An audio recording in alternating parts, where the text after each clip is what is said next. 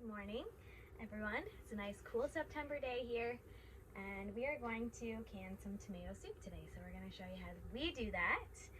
So I've got my recipe here, which I'll share with you, and then we've got all of our stuff that we should need other than our jars. So first we're going to make our soup. So there's probably more than 20 pounds of tomatoes here, but we're going to weigh them out and see how much we get. We can always add more flavoring.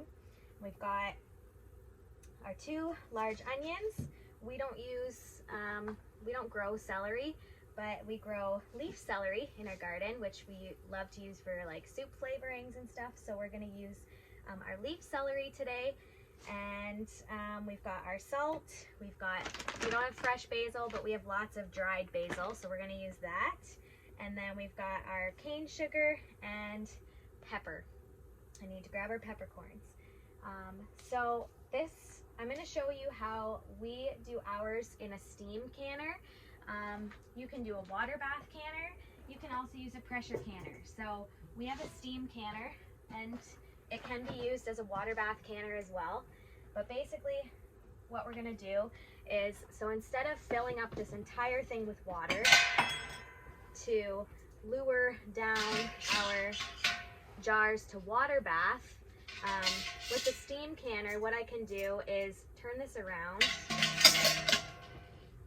and I just set my jars on the top here, and then I only have to fill it up about this high, just basically to the bottom of where the jars sit. And then I put my fancy lid on here, and you can see on the top there it has a pressure gauge, and what happens is it builds steam. And if you know your altitude, you know where on the lid, what zone. I'll show you here. So basically you can see here, according to your altitude, you will wait, the pot will build up steam, and then you'll wait for the pressure gauge to get up to the green, and then that's when you can start your timer. So the biggest thing on why we like the steam canner is it doesn't take as much time, because you're not boiling tons of water, you're just boiling a little bit of water. So we're going to use that today, but you can water bath it, doing exactly the same thing. You'll just have to wait for your water to boil. And then if you're going to use the pressure canner, same thing, just use your pressure canner for the same amount of time. The only difference is we are going to add a little bit of ascorbic acid to each jar, just to make sure it's acidic for each jar. If you're using a pressure canner, you don't need to worry about that, so you don't need to add anything. And yeah, so we're gonna get started. The great thing about this pot here is that we can use it as a stock pot too. The tomatoes that we are using, they're a nice like a sauce tomato, so they don't have a lot of water, and the tops are not super thick. So what we do is we just cut them in half and throw them in the pot, and then I'm just gonna chop up our celery a little bit, chop our onions. I'm just gonna peel them, quarter them, throw them on top, throw the seasonings on top, and then we're just gonna boil it down. Okay, so we are just gonna split up our recipe. I'm just gonna do half of everything and boil it down, and then I'll do the other half, just because I don't want the pot to get too full, because it's hard to stir the tomatoes. So you can see I've got my tomatoes chopped, and honestly all I'm doing is taking out any of the bad parts. So if there's any parts that you don't want, just cut those off, and then I'm just cutting them in half, and then in half again, and throwing them in the pot. And that's all there is to it. So we're gonna put all this stuff, once it's cooked down, into, you could put it into like a food mill or a juicer. Some juicers do that. I'm gonna use my little applesauce grinder here. So we are gonna get all the skins and stuff out, in case you're wondering. So basically what I've done, we've got our tomatoes. I'm just gonna throw one of the onions on top. And then I'm going to take some of our celery, and I'm just gonna chop it in here.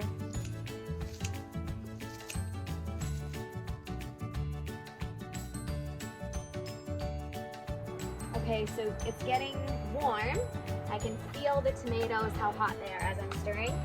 So it's gonna take a little while for it to boil down. As the tomatoes break down, I can see there's a little bit of water on the bottom, and that's kind of what I just want to. It'll get really watery. So I'll show you what it looks like, but I'm just gonna keep stirring it, letting it warm up, and letting the tomatoes break down, and just keep stirring it so that the tomatoes at the bottom don't burn.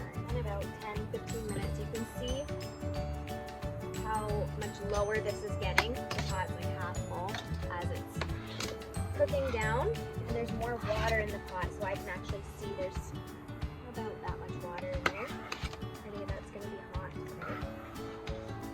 Does it smell good? Okay, so as you can see, it's boiled down quite a bit. We've got a nice soup texture, and it's been boiling for about 20-25 minutes, just simmering. And the tomatoes, you can see, are all broken down. They're basically just skins. And now what I'm gonna do is I'm gonna take my ladle, and I'm going to put mine into my applesauce maker.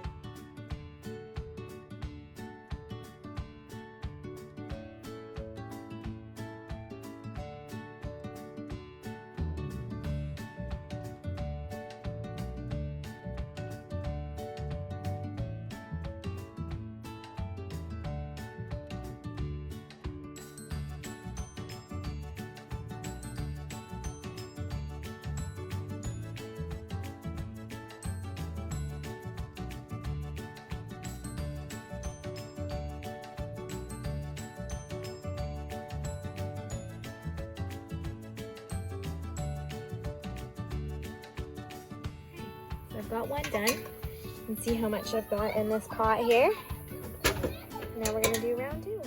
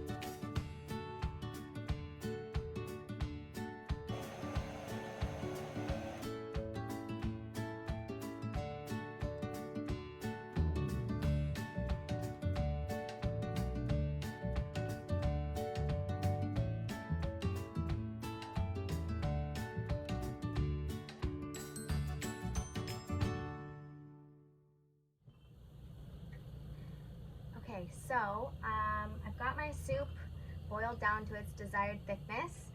It's not too thick because I don't want it like a sauce. And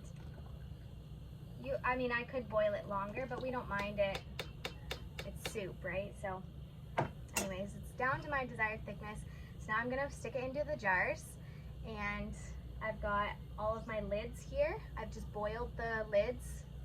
I stuck all the lids in water, and then I brought the water to a boil so that they're clean. All my jars are clean, and now I'm going to put the soup into the jars, and then I'm going to show you how I can them. So I'm going to do a steam bath method, steam canning method. You could do a water bathing or a pressure canner, and I will show you how I do that. So here we go. Okay, so just because I'm going to be steam bathing these, or if you're going to be water bathing these, I'm just going to add a little bit of ascorbic acid to each jar. You could actually just add it to the whole thing, but I'm just going to add a tiny bit to each jar. I'm just sprinkling a little bit in the bottom of each jar. It just helps the color. So if you were canning peaches, you'd want to add a little bit of this, and what it does is just help to keep the peach color bright and vibrant. And then it just helps to make sure it's acidic as well. So when you're water bathing or steam canning, you just want to make sure the stuff is acidic that you're canning. So typically salsas, you'll have to add vinegar and things to it, just because if it's not acidic, you should be pressure canning them. So things like meats and things as well, we would want to pressure can those. So here we go.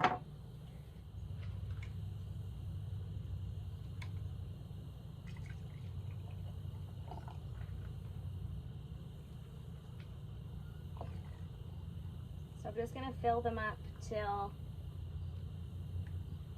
there's about an inch from the top. Honestly, how I always tell is right where my ladle sits, sorry, right where my funnel sits, I just fill it up until it hits the bottom of that, and you can see how much room there is there. So we just don't want them to be like overflowing, because if the liquid inside is overflowing, it's going to prevent the seal from happening.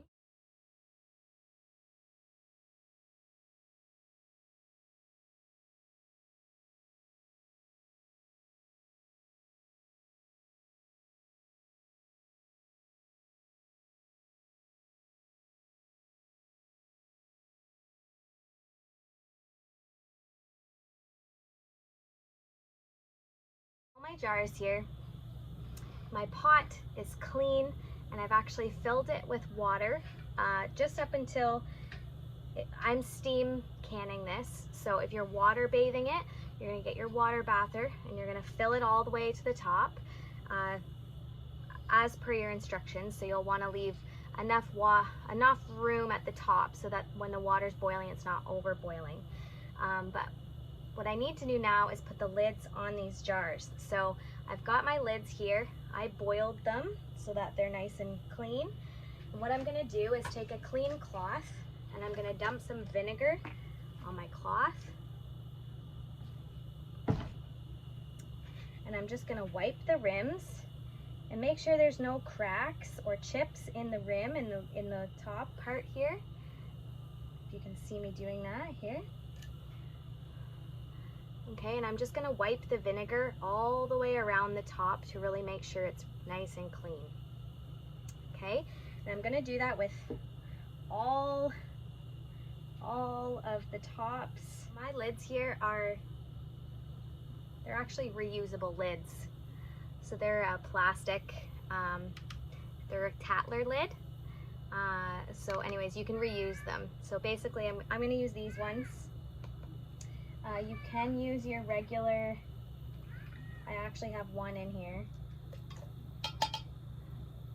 of your other regular lid. So the difference is that these ones are nice, you can reuse them, but you can't necessarily, like these ones here, when you use them and they seal, they pop, and they're sealed, you can tell. These ones don't have that, so you have to really know that you're getting a good seal. So I would just, if it's your first time, stick with these ones and make sure they're clean, and then we're just going to place them on the top. Okay, so I've got all my lids on, and now what I need to do is put the screw tops on. So anytime we're lifting these, we want to really make sure that we're not, you want to keep it straight, because you don't want the liquid to be touching the top, because you don't want anything to get into that seal. So what I'm going to do is just twist these on. I want them tight, but I don't want to crank it. So I usually just do finger tight, so just like that. And while I am putting the lids on, I've got the water boiling in here. So if you are going to be doing it with a water bath canner, that water is going to take quite a bit to heat up, quite a long time to heat up. So you want to, as soon as you want to start it and have it warm up, the better. Then you're not waiting so long. Also, one tip that I do is I put a splash of vinegar in there so that the minerals inside the water don't make the jars all, they make them foggy, like with the minerals from the water. So I add a splash of vinegar in there. And I'm just gonna, I've got it on maximum heat, and I'm gonna wait until the water is boiling, and then I can add my jars. So I'm gonna change the view for you. Okay, so I just wanna show you, as the steam builds, a little gauge here starts to rise, and that's what I'm just waiting for it to get all the way over here to the green, and then I can start my timer. But I'm gonna put my jars in now. And I'm just gonna lift them up one at a time.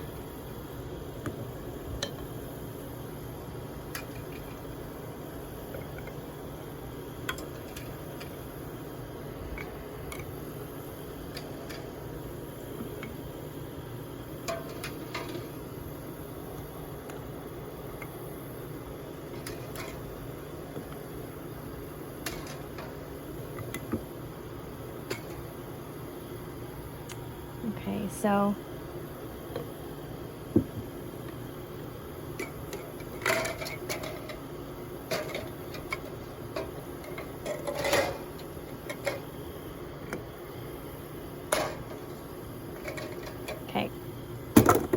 okay, so I'm going to close it up, and I'm going to wait for the steam to build, and then once my gauge here has gone up to the green, I'm going to start my timer. If you've got a water bather and the water was boiling, you stuck your jars all in there, the water should be covering about an inch, covering the jars, and then you can let them boil and just stick them in there and start your timer for 25 minutes. Okay, so my timer has gone off.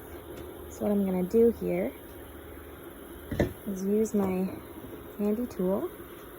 I'm just going to take them straight out. I'm just going to stick them off to the side and give them a little bit of space to cool.